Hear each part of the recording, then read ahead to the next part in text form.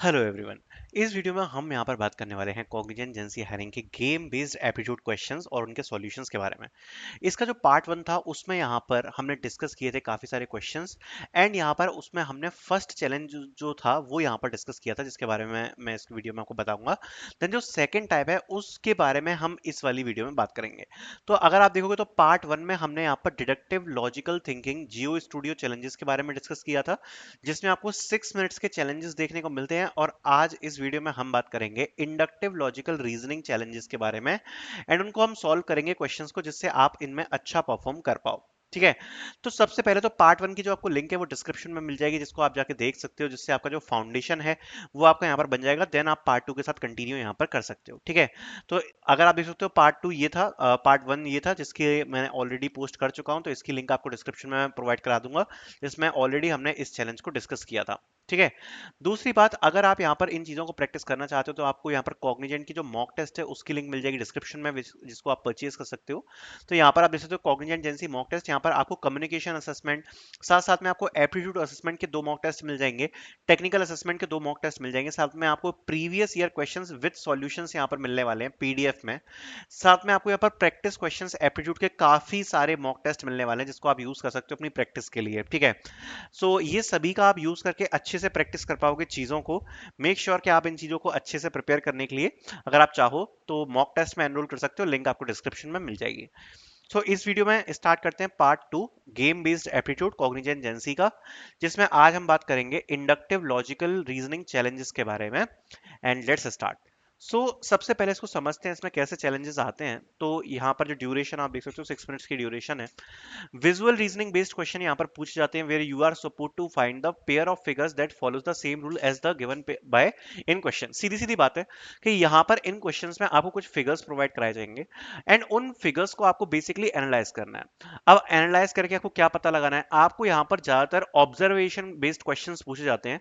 आपको एक फिगर दिया जाएगा, विजुअल रिप्रेजेंटेशन दी जाएगी एक डायग्राम या एक फिगर की, और उस फिगर को देखकर आपको या तो पेयर्स को आइडेंटिफाई करना पड़ेगा या फिर आपको उस क्वेश्चन को देखकर ऑब्जर्वेशन बेस्ड क्वेश्चंस का आंसर देना पड़ेगा। स्टार्ट करते हैं कुछ क्वेश्चंस के साथ, जिससे आपको एग्जांपल देखेंगे तो आपको समझ में आ जाएगा। जैसे पहला क्वेश्चन आप देख सकते हो ये है, pick the one which does not fit the group. So ये काइंड ऑफ क्वेश्चन इसमें आपको देखने को मिल सकते हैं। मतलब इसमें इतने सारे फिगर्स दिए हैं, लाइक इसका आप नंबरिंग करोगे तो A B C D E F G H I. ठीक है। अब इसको सॉल्व करने के लिए आपके पास ज्यादा टाइम होगा नहीं, मुश्किल से 30 सेकेंड्स या 1 मिनट का टाइम आप बोल सकते हो। तो आपको फटाफट से एनालाइज चीजें करनी है, कैसे करनी होती है मैं आपको समझाता हूँ। तो बेसिकली इसमें लिखा है कि pick the one that does not fit the group, मतलब ये काफी सारे फिगर्स हैं, जो फिगर इस वाले ग्रुप में फिट नहीं होता है हमें उसको चूज करना है। तो अगर आप देखोगे इसमें तो मल्टीपल फिगर्स है, फटाफट से एनालाइज करना स्टार्ट करते हैं। तो अगर आप देखोगे तो यहाँ पर A B C D E F G H I इतने सारे ऑप्शन हैं। अगर आप इसको क्लोजली ऑब्जर्व करोगे तो सबसे पहले फिगर्स में तो कोई भी यहाँ पर पैटर्न हमें देखने को नहीं मिल रहा है। ठीक है। अगर आप देखोगे तो इसमें स्क्वायर दिया है और सर्कल दिया है, इसमें ट्राइंगल और सर्कल दिया है, इसमें ट्राइंगल दिया है, स्क्वायर दिया है, स्क्वायर दिया है, ये आप देख सकते हो। ये हमें एक डायग्राम दिया है। तो इस प्रकार के अलग अलग यहाँ पर डायग्राम्स हमें प्रोवाइडेड है। ठीक है।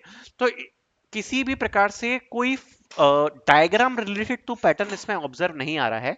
हाँ, एक चीज है कि इसमें जो 2 फिगर्स दिए हैं उसमें अगर आप ध्यान से ऑब्जर्व करोगे तो कलर्स 2 हैं। ठीक है। कलर्स कलर्स 2 हैं।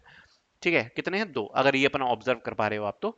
एक है व्हाइट और एक है ब्लैक। ठीक है। ये मैं ऑब्जर्व कर पा रहा हूँ।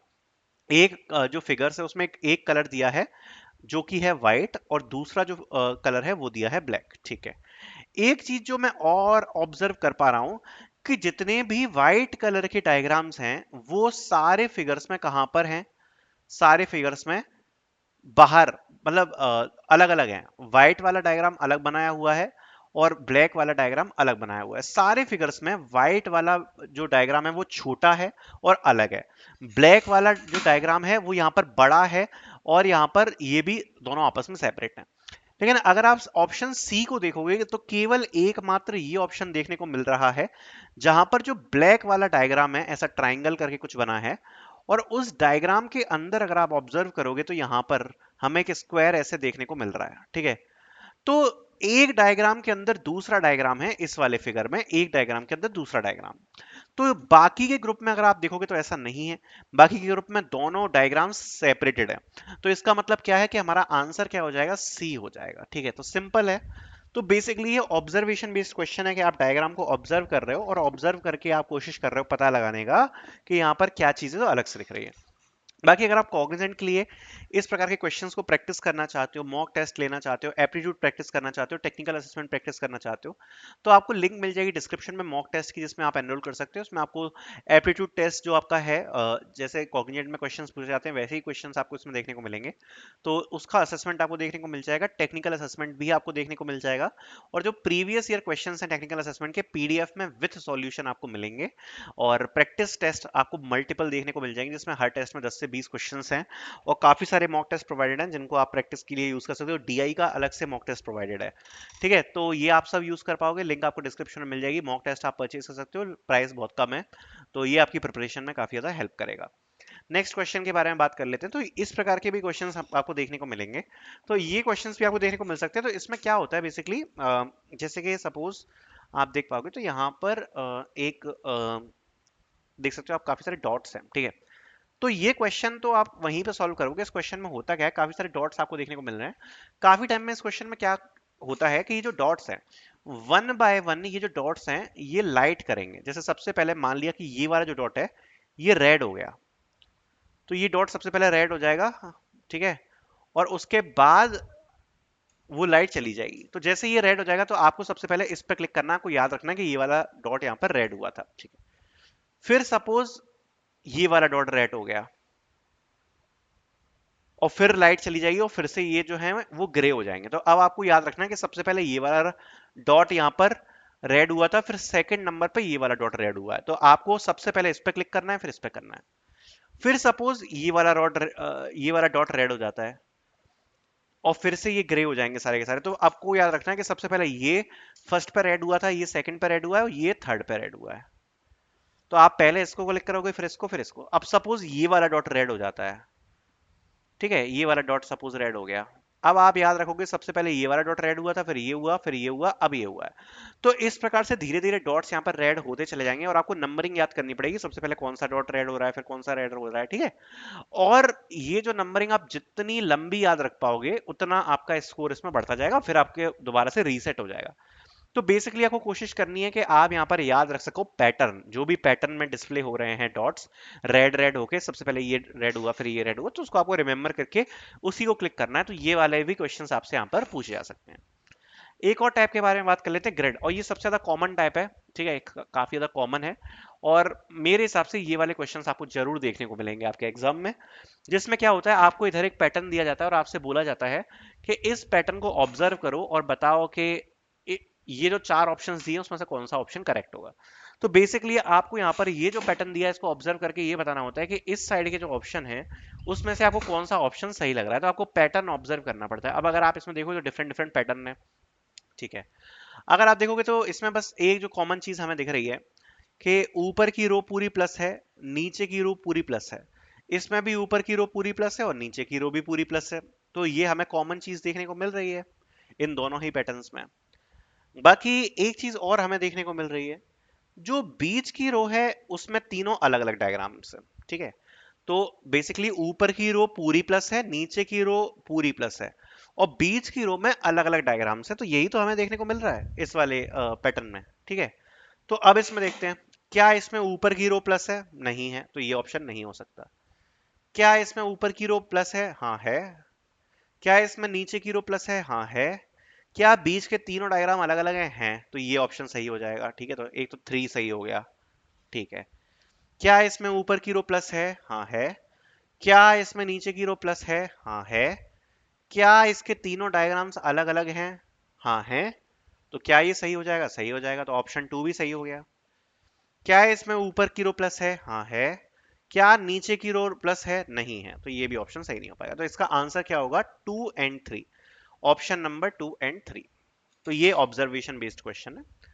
और एक और जैसे ये क्वेश्चन है इसको सॉल्व कर लेते हैं, बट उससे पहले अगर आप यहाँ पर कॉग्निजेंट के लिए मॉक टेस्ट प्रैक्टिस करना चाहते हो तो लिंक आपको डिस्क्रिप्शन में मिल जाएगी। कॉग्निजेंट के मॉक टेस्ट के, कॉग्निजेंट जेंसी मॉक टेस्ट जिसमें आप एनरोल कर पाओगे, link will be in the description. आप अपने प्रैक्टिस के लिए इसको यूज कर सकते हो। तो बात कर लेते हैं जरा। तो सबसे पहले these two grids follow a rule. तो सबसे पहले रूल अपन को ऑब्जर्व करना पड़ेगा, क्या रूल फॉलो कर रहा है। तो जितना रूल मुझे समझ में आ रहा है, देखो सबसे पहले तो ये दो कलर सेम है, ये दो कलर सेम है, ये तीन कलर सेम है जो डायगोनल पे हैं, ये और ये सेम है, ये और ये सेम है, और ये दोनों कलर सेम है। ठीक है, अब ऑप्शन के बेसिस पर हमें आंसर देना है। तो अगर आप ऑप्शन देखोगे तो उसमें हमें कहीं भी ऑप्शन में ऐसा कुछ नहीं देखने को मिल रहा है जिसमें ये जो साइड के दोनों कलर्स हैं ये सेम देखने को मिले, किसी भी ऑप्शन में नहीं है। इसका मतलब ये रूल तो नहीं है कि ये दोनों सेम होना चाहिए, ऐसा कोई रूल नहीं है। ठीक है, तो किसी भी ऑप्शन में ऐसा देखने को ही नहीं मिल रहा। दोनों कॉर्नर के अगर आप देखोगे तो कलर सेम है, क्या हमें दोनों कॉर्नर के किसी भी ऑप्शन में देखने को मिल रहे हैं? सही, इस वाले में दिख रहे हैं। ठीक है, बट किसी और में क्या देखने को मिल रहा है? नहीं मिल रहा है। और जनरली इनमें दो ऑप्शंस करेक्ट होते हैं, टू ऑप्शंस करेक्ट होते हैं। और तो एक ये वाला देखने को मिल रहा है और एक ये वाला देखने को मिल रहा है, तो ठीक है कि इसमें ये जो दो हैं ये दोनों सेम है। ठीक है, चलो ठीक है, तो ये अपन का एक हो सकता है। बाकी और देख लेते हैं इसमें क्या है। अगर आप देखोगे तो इसमें एक चीज और कॉमन है कि ये दोनों कलर सेम है, यही तो हमने कहा था। तो ऐसा भी किसी ऑप्शन में हमें देखने को नहीं मिल रहा कि ये दोनों कलर्स जो हैं अपन के वो सेम देखने को मिले, तो ये भी पैटर्न हमारा रूल में नहीं हो सकता। एक जो इसमें कॉमन चीज है वो ये है, जो हम डेफिनेटली इसमें ऑब्जर्व कर सकते हैं, क्या कि अगर आप देखोगे तो इसमें यहाँ पर ये जो डायगोनल है वो तीनों ट्राइंगल हैं और ये ऐसे डायगोनल में है, तीनों ट्राइंगल हैं और डायगोनल में है। तो ये एक रूल हमें देखने को मिल रहा है कि भैया तीनों ट्राइंगल हैं और डायगोनल में है, तीनों ट्राइंगल हैं और डायगोनल में है। तो ये चीज हमें एक देखने को मिल रही है कि भैया तीनों ट्राइंगल में है और डायगोनल में है, तीनों ट्राइंगल में है। और अगर आप देखोगे तो यहां पर एक ऑप्शन और हमें देखने को मिल रहा है, जैसा मैंने बताया कि कॉर्नर के ये जो दो है कलर्स वो सेम है। मतलब यहां पर आप देखोगे सर्कल सर्कल, यहां पर प्लस प्लस, तो यहां पर भी प्लस प्लस है और सर्कल सर्कल है। अब कौन सा ऑप्शन आप चूज करोगे, डायगोनल वाला पैटर्न या ये वाला? देखो ऐसी सिचुएशन अगर आपके साथ आती है तो हमें नहीं पता कि वो लोग कौन सा रूल प्रेफर कर रहे हैं, तो आपको हमेशा ऑप्शंस देखने पड़ते हैं। देखो ऑप्शंस में अगर सपोज ऑप्शन में मैं बता रहा हूं, अगर सपोज ये अगर अपन इसका नंबरिंग करें, ये है ऑप्शन 1, ये है 2, ये है 3 और ये है 4। सपोज ऑप्शन में 1 3 दिया हुआ है, ठीक है, और 1 और 2 नहीं दिया हुआ, तो आप 1 3 को चूज करना, 1 और 3 को। अगर 1 2 दिया हुआ है और 1 3 नहीं दिया हुआ है, तो फिर आप इसको चूज करना, 1 2 को, 1 3 को चूज मत करना, डायगोनल वाले को, पैटर्न को, क्योंकि इसमें दो पैटर्न अपन ऑब्जर्व कर पा रहे हैं। तो ये आपके ऊपर है और ऑप्शंस के ऊपर है कि ऑप्शंस में क्या दिया है, तो ऑप्शंस के अकॉर्डिंग करना। अदरवाइज मैं हमेशा उस चीज को प्रेफर करूंगा कि अगर कहीं पर भी एग्जैक्ट मैच हो रहा है तो उस वाले पैटर्न को आप प्रेफर करो। एग्जैक्ट मैच मतलब जो इस पैटर्न में है, जो इस पैटर्न में है वही इस पैटर्न में है। तो अगर आप देखोगे तो डायगोनल ट्राइंगल है, डायगोनल ट्राइंगल है, डायगोनल ट्राइंगल है, डायगोनल ट्राइंगल, ये एग्जैक्ट मैच वाली चीज है। तो अगर एग्जैक्ट मैच चारों डायग्राम में एक सा हो रहा है, क्योंकि अगर आप 1 और 2 वाले ऑप्शन में देखोगे तो यहां पर आप देखोगे ये पैटर्न अलग है, ये पैटर्न अलग है, तो एग्जैक्ट मैच नहीं है इसमें। यहां पर अगर आप देखोगे तो ट्राइंगल, ये डायगोनल डायगोनल डायगोनल से सब ट्राइंगल्स है। तो अगर आपके पास दोनों ऑप्शन अवेलेबल है तो हमेशा 1 3 वाला ऑप्शन चूज करना जो एग्जैक्ट मैच कर रहा हो, मतलब डायगोनल सेम है। तो इस प्रकार के जो क्वेश्चंस होते हैं ये आपको देखने को मिल जाते हैं सेकंड पैटर्न में, which is inductive logical reasoning challenge. I hope ये आपको पसंद आया होगा। मॉक टेस्ट की लिंक आपको डिस्क्रिप्शन में मिल जाएगी। Thank you so much for watching.